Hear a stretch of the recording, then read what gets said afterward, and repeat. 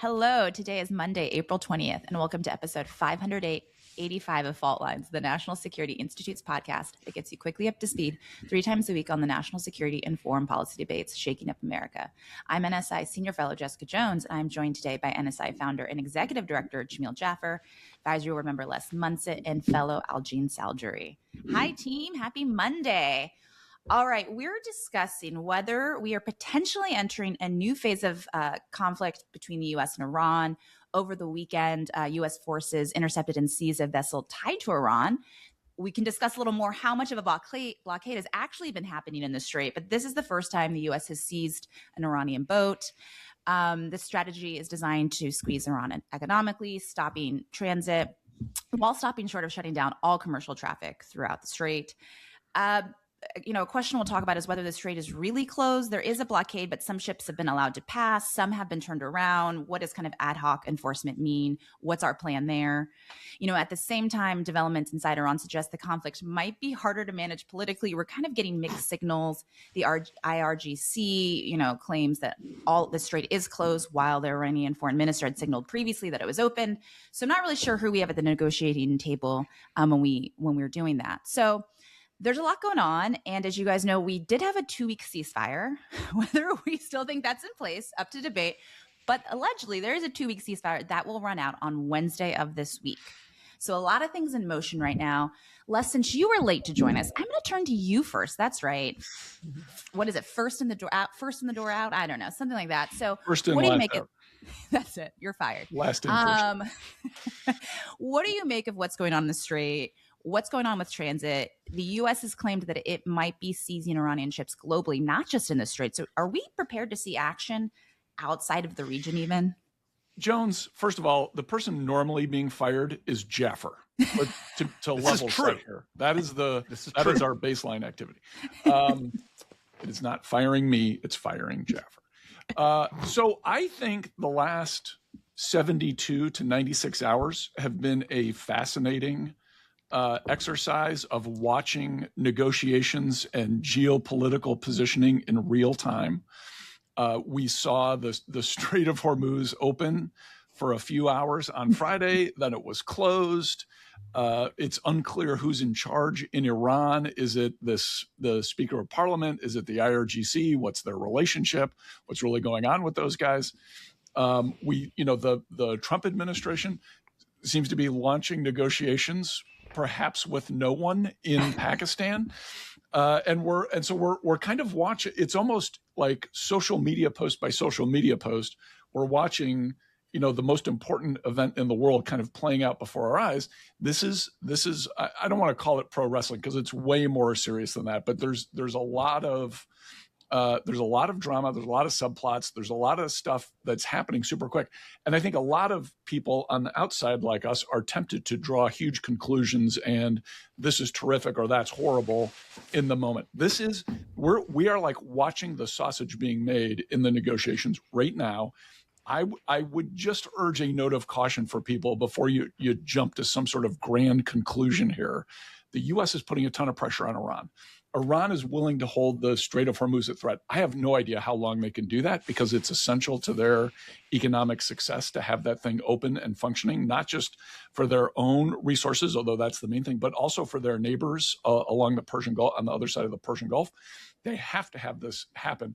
How long can they hold out? How long can we have kind of political coherence while still making some sort of rational national security decision-making is fascinating questions. I don't know the answer to either one of them at the moment, but I think we're all going to learn a lot as this plays out over the next few days. Heard the words political coherence, and that, that's a big title and presumption we're making right now, Les. Okay, Algene, and a big ask. Yeah, I know. Big Thank ask. you. Yeah. Algene, I'll turn next to you. What do you, Les said the last 72 hours, just this amazing set of, developments. What do you make of the last 3 days? Well, I think one thing that's clear is that we're actually not really in a ceasefire. I mean, Iran is firing on ships, including French and British ships, seemingly inviting NATO to join the conflict.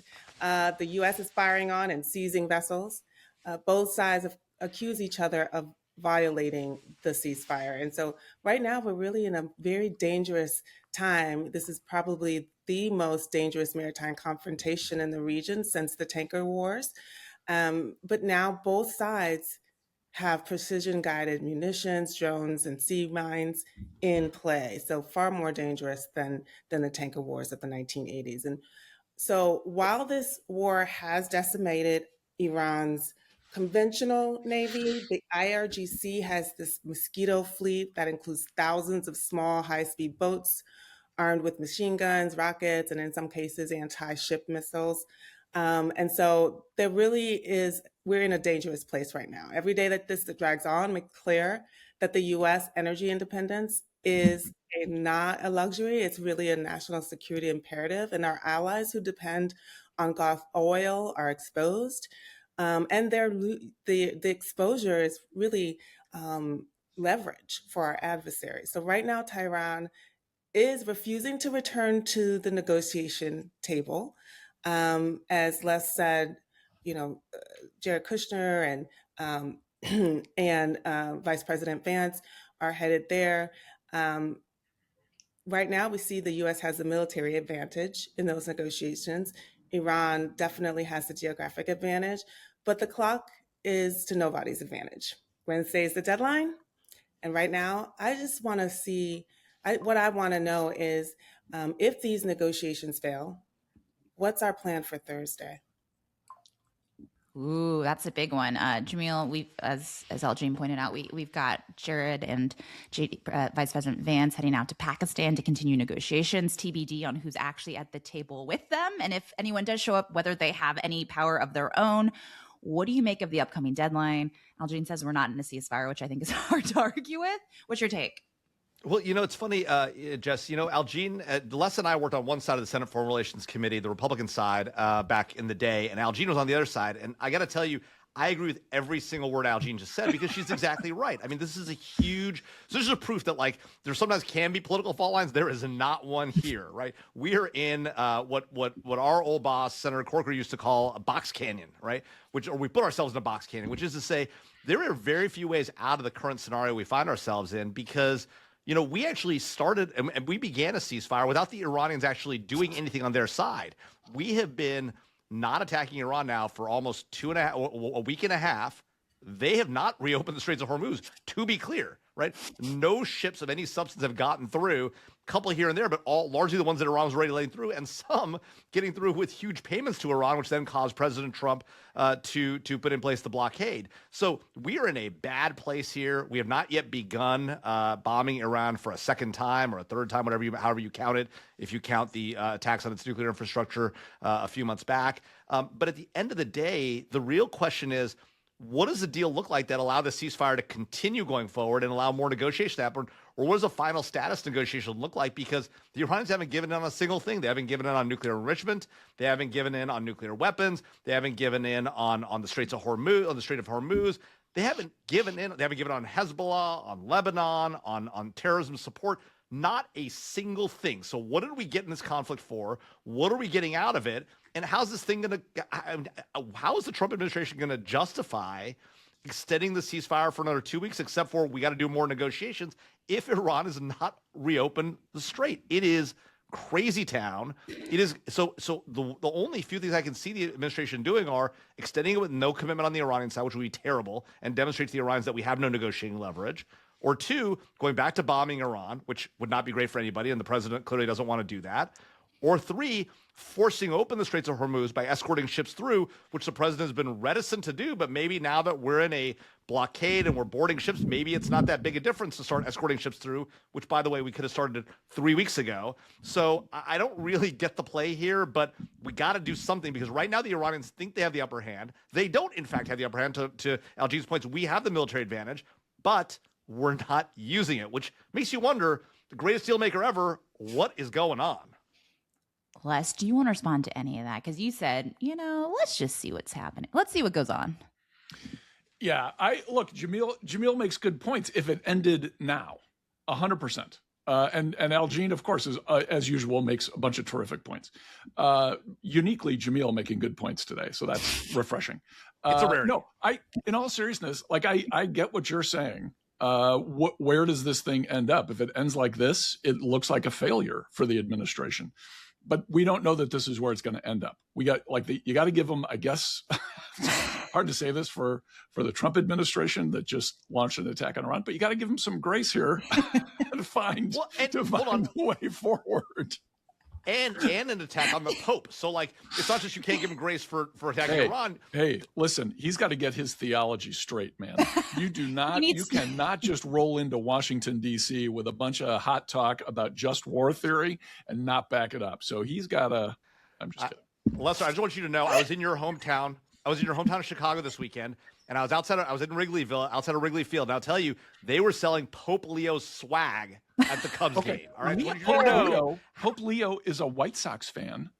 Well, a majority of White Sox fans are in prison or in recovery. Okay, so what? Like, let's just level. That's wrong. Hey, my brother-in-law and sister-in-law used to work for the White Sox organization. Now I'm a Cubs fan. Are they in prison now? Well, you must have been one of the good ones. My wife's a Cubs fan, so we have a split family. Okay, but I'm just saying there are no split families. There are no White Sox fans. I don't. He may have worked for them, but I'm sure he was a Cubs fan. White Sox fans than he does the Trump administration. There are like 12 White Sox fans, and I've met most of them. Algene. I'm a Mets fan, so you know. You're a what fan? Mets. The New York Mets? I'm from New York. Oh, even though I live Lord. down the street from the Orioles. Oh my God! Well, I grew up a Dodgers fan, so we cannot. We can't talk. Never forgive. Well, we had to end with some laughter, guys, because the subject today might have not been so light. So thanks so much. It might make you cry. Thanks so much. That's a wrap. Thanks as always to Grace Trice, Sophie Wagner, Claude Jennings, and the entire NSI staff that are helping producing today's episode. Join us on Wednesday, April 22nd, the day of the deadline for the ceasefire. Let's see what we've got going on then for another episode of Fault Lines, NSI's podcast that gets you smart fast on the national security and foreign policy debates shaking up America. We're on YouTube, so check out our channel for a video of today's episode. And if you like what you heard or saw, be sure to rate, review, and subscribe. And by the way, the Mets lost to the Cubs yesterday. Okay, I'm still a fan, always. Like, no fair weather. It's hard. It's hard today, Algene, and we understand that. And and we're generally supportive of you, if not your Mets fandom. Have a little break. I need to break.